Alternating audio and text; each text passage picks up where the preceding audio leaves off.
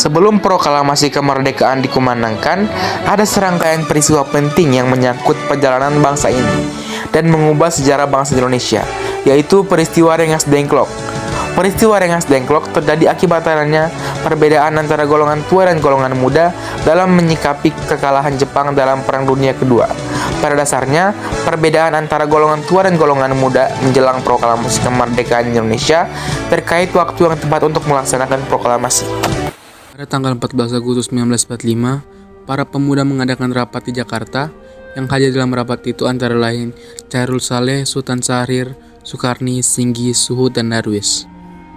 Assalamualaikum. Waalaikumsalam. Saudara-saudaraku, aku mendapatkan berita gembira untuk kita semua, yaitu mundurnya Jepang secara sekutu. Aku mendapatkan berita tersebut dari luar negeri. Itu berarti terjadi kekosongan terhadap negeri kita. Iya, itu kabar yang gembira bagi kita semua. Tapi ada yang saya bingungkan dari maksud Tuan. Tuan tadi berbicara kekosongan kekuasaan. Apa maksud itu, Tuan? Maksud saya, Jepang tidak lagi berkuasa atas negeri kita, karena mundurnya tidak sekutu. Sedangkan sekutu belum sepenuhnya menguasai Indonesia. Oh ya, mengerti maksud Tuan. Terima kasih atas penjelasannya. Lalu apa yang harus saya lakukan untuk mengisi kekosongan kekuasaan itu? Bagaimana kalau kita mengajukan kepada Bung Hatta dan Soekarno agar segera memproklamasikan negara kita? Bung Syahrir benar, kemerdekaan itu adalah hak dan persoalan rakyat yang harus diproklamasikan. Mari kita semua meminta kepada Bung Karno dan Bung Hatta untuk memutuskan segala hubungan dengan Jepang. Tepat sekali. Saya setuju dengan usulan dan Tuan. Menurut saya ini adalah saat yang tepat bagi kami untuk memproklamasikan kemerdekaan negara Indonesia. Maka dari itu, mari kita sepakat untuk menolak segala bentuk hadiah dari Jepang karena kita akan menyusun kemerdekaan sendiri. Mendengar yang dibicarakan Sultan Syahrir, para pemuda ricuh. Mereka begitu gembiranya mendengar Indonesia akan memproklamasikan kemerdekaannya.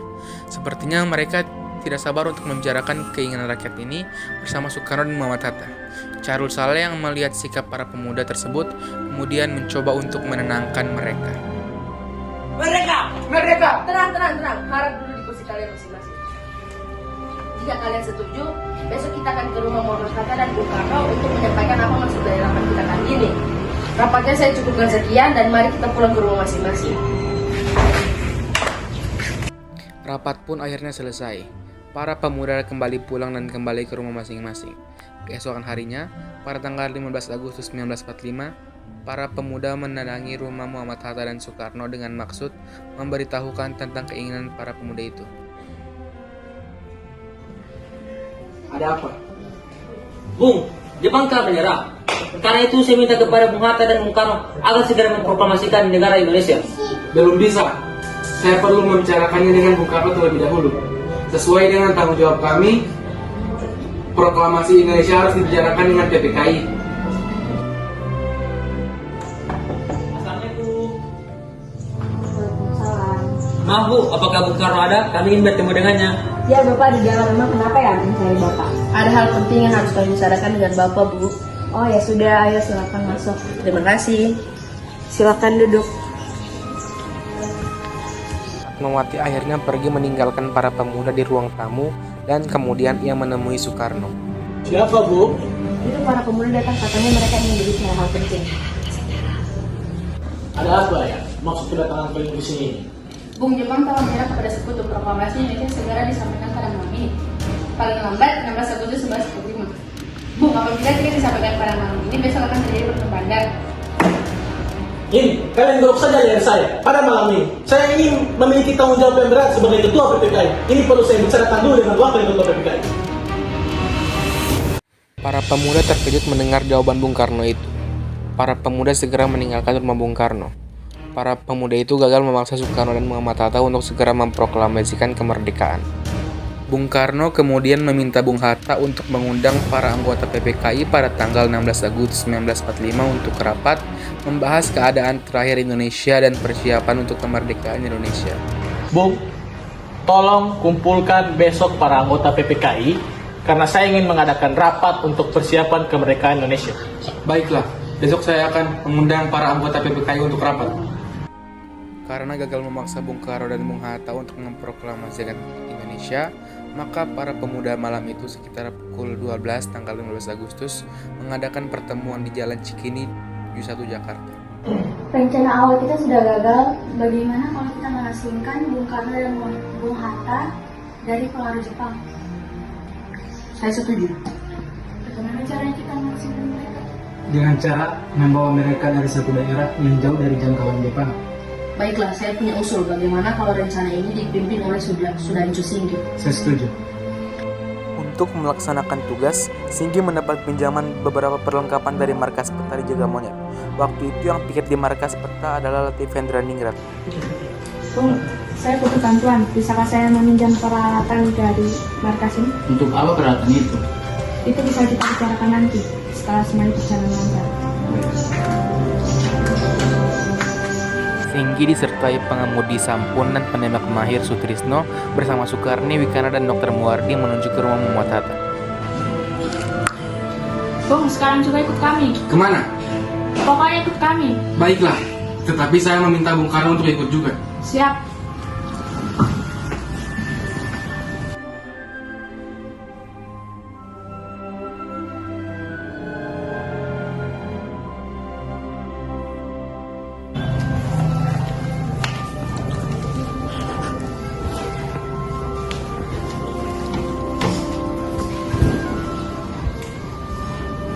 Bung, sekarang juga ikut kami. Kemana? Pokoknya ikut kami. Baiklah, tapi Muhammad Hatta juga harus ikut. Sudah siap. Ada apa, Pak? Ini para pemuda mengajak saya untuk pergi ke satu tempat. Lebih baik Ibu dan Guntur juga ikut bersiap. Baik, Pak. Saya siap-siap dulu. Bung Karno bersama istrinya Fatmawati dan anaknya Guntur yang masih berusia 8 bulan diajak serta. Di depan rumah Bung Karno sudah menunggu mobil yang di dalamnya sudah ada Bung Hatta. Mobil rombongan Bung Karno dan para pemuda itu bergerak ke arah timur menuju Jatinegara dan terus ke timur dan akhirnya sampai di Kecamatan Rengas Dengklok. Sementara itu di Jakarta terjadi ketegangan karena tanggal 16 Agustus 1945 itu seharusnya diadakan rapat PPKI. Tapi Soekarno dan Hatta tidak ada di tempat. Ahmad Soebardo segera mencari kedua tokoh tersebut. Akhirnya setelah terjadi kesepakatan dengan Wikana, Ahmad Soebardo ditunjukkan dan diantarkan ke Rengas Dengklok oleh Yusuf Kunto. Saya sudah mencari mereka dan tidak menemukan mereka berdua. Jangan panik, mungkin saya bisa membantu di mana Bung Karno dan Bung Hatta berada. Di mana mereka? Mereka berada di Rengas Dengklok. Bagaimana kalau kita menyusul mereka ke Rengas Dengklok? Bagaimana cara kita agar bisa sampai ke sana? Kita bisa meminta bantuan Yusuf Kunto untuk mengantar kita ke sana. Bagaimana? Apa kamu bisa? Baiklah sekali. Sehari di Rengas Dengklok, ternyata para pemuda belum berhasil memaksa Soekarno untuk menyatakan kemerdekaan Indonesia.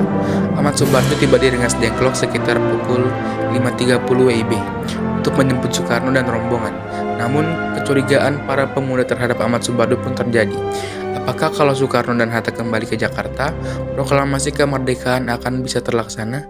Terjadilah dialog antara Subeno selaku komandan peta Rengas Dengklok dengan Ahmad Soebarjo. Mayor, izinkan kami dan teman-teman untuk bertemu Bung Karno dan Bung Hatta. Ada apa ingin bertemu mereka? Kami ingin agar mereka secepatnya memproklamasikan kemerdekaan. Baik, saya antarkan. Tapi apakah proklamasi dapat dilaksanakan sebelum tengah malam ini? Itu tidak mungkin. Sekarang sudah sekitar jam 8 malam. Kami masih harus kembali ke Jakarta. Lalu mengundang para anggota Badan Persiapan Kemerdekaan Indonesia untuk rapat kilat. Itu membutuhkan banyak waktu. Kami khawatir harus bekerja sepanjang malam untuk menyelesaikannya. Bagaimana kalau jam 6 besok pagi saja?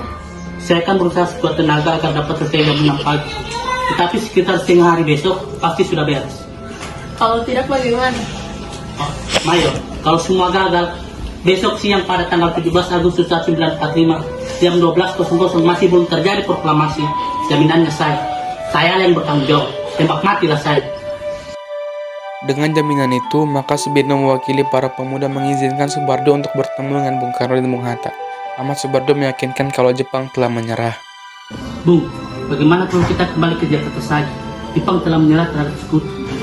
Apa yang membuat Jepang telah menyerah kepada sekutu? Saya yakin dengan jatuhnya bom di Hiroshima dan Nagasaki, Jepang telah menyerah terhadap sekutu. Kalau begitu baiklah, bersiaplah. Kita akan segera kembali ke Jepang. Akhirnya Bung Karno, Bung Hatta bersama rombongan kembali ke Jakarta. Dengan demikian, maka berakhirlah peristiwa Rengas Dengklok. Setelah sampai di Jakarta, Soekarno mengantar Fatmawati dan anaknya ke kediaman mereka. Terjadilah dialog antara Bung Karno dan Bung Hatta. Jadi saya izin sebentar untuk mengantar istri dan anak saya untuk kembali ke rumah. Setelah itu kita bersama-sama akan pergi ke kediamannya Tuan Maeda. Baiklah. Setelah Soekarno mengantar pulang Fatmawati dan putranya Guntur, bersama rombongan Soekarno langsung pergi ke rumah Maeda. Oleh Maeda, Soekarno dan Hatta diantar ke kediaman Nishimura. Terjadilah dialog antara Laksmana Maeda dan Soekarno. Apakah kami bisa bertemu dengan Tuan Maeda? Oh, saya sendiri. Oh, kalau begitu selamat malam Tuan.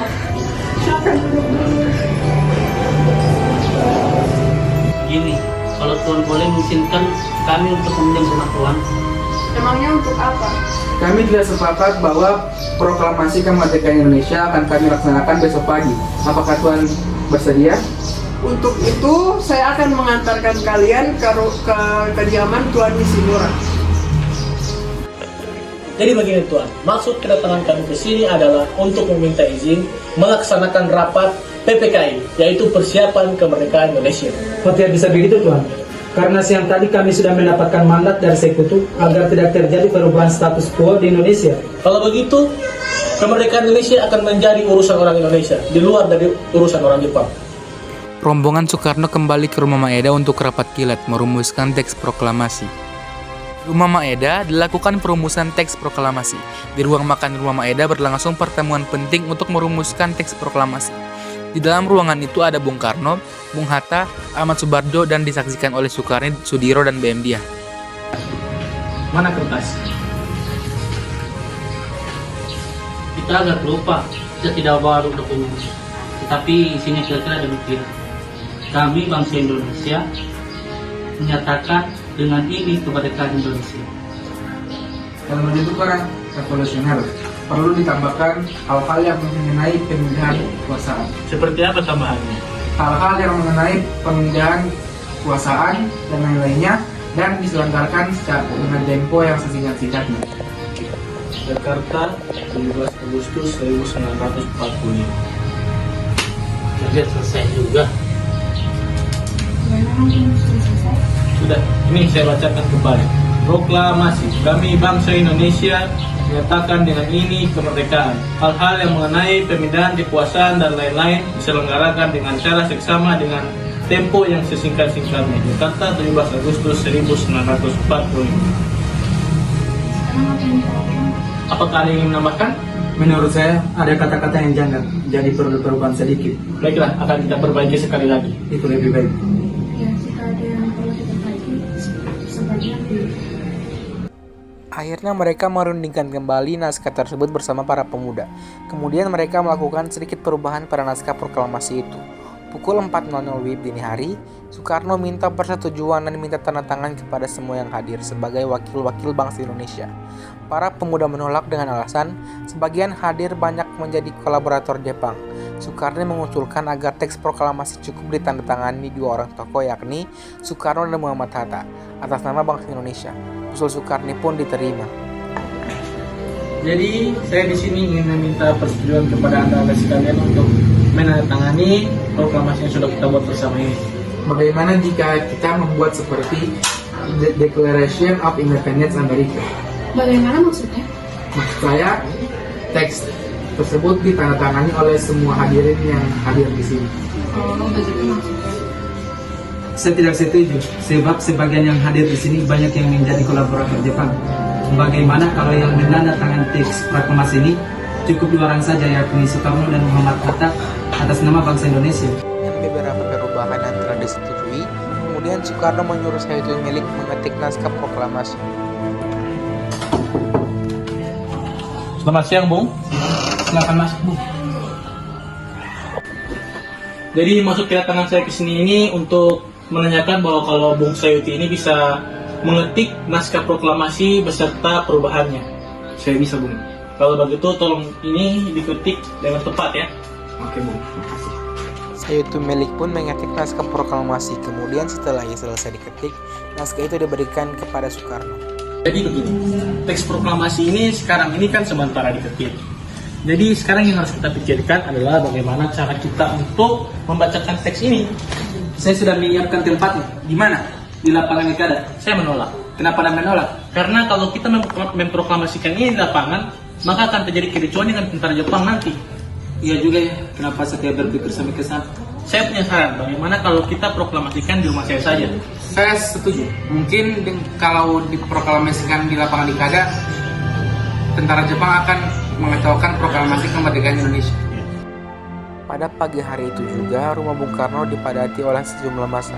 Untuk menjaga keamanan upacara pembacaan proklamasi, Dr. Muwardi meminta Latif Hendraningrat beserta beberapa anak buahnya untuk berjaga-jaga di sekitar rumah Soekarno. Bung, para pemuda telah berkumpul. Mereka sudah menunggu untuk Anda membacakan teks proklamasi. Tunggu sebentar, kita tunggu Muhammad Hatta datang dulu. Dia belum datang. Oke, jangan terlalu lama. Mereka sudah tidak sabar untuk menunggu. Baiklah. Latif, tolong bilang kepada teman-teman yang lain untuk bersiap-siap. Upacara proklamasi akan dilaksanakan. Baiklah, saya akan mempersiapkan mereka untuk berjaga-jaga. Sementara itu, Sudiro memerintahkan kepada Suhut untuk menyiapkan bendera sekaligus mencari tiang bendera. Maaf Bung, apakah kita akan melakukan pengibaran bendera merah putih? Tentu, itu ikonik kita sebagai orang Indonesia. Tapi bagaimana dengan benderanya? Nanti saya akan minta tolong kepada Fatmawati untuk menjahitkan. Baik Bung, biar nanti saya mencari tiang bambunya. Saya permisi dulu. Baiklah.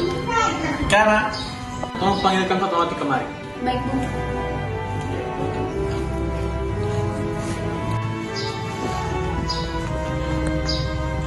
Ada apa Pak memanggil saya? Begini, saya butuh ibu untuk menjahitkan bendera merah putih. Apakah ibu masih memiliki kainnya? Entahlah, tapi seingat saya kain itu sudah ibu buat rok. Pokoknya saya mau tahu jahit benderanya sekarang juga. Kemudian Fatmawati mencari kain itu. Setelah selesai mencari, Fatmawati menjahit kain itu dengan tangan.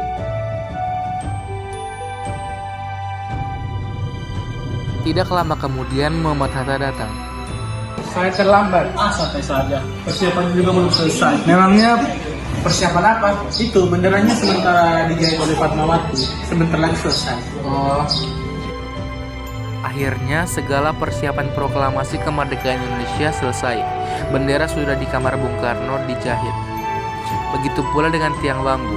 Kemudian Latif menjemput Bung Karno dan Bung Hatta. Maaf Bung, apakah proklamasi ini akan segera dimulai? Ya bisa, mari bersama kita ke depan. Mari Bung. Saat Soekarno diikuti oleh Muhammad Hatta dan Fatmawati naik ke panggung, mereka disambut sangat antusias oleh para penduduk yang sudah lama menunggu. Soekarno dan Muhammad Hatta maju beberapa langkah. Soekarno mendekati mikrofon untuk membacakan teks proklamasi. Proklamasi. Kami, bangsa Indonesia, dengan ini menyatakan kemerdekaan. Hal-hal yang mengenai perpindahan dan lain-lain, maka akan diselenggarakan dengan tempo yang sesingkat-singkatnya. Jakarta, 17 Agustus 1945. Kemudian Latif Hendraningrat dan Suhut melakukan pengibaran bendera merah putih. Latif dan Suhut maju ke depan. siap. Pada sang merah putih. Hormat. Gerak.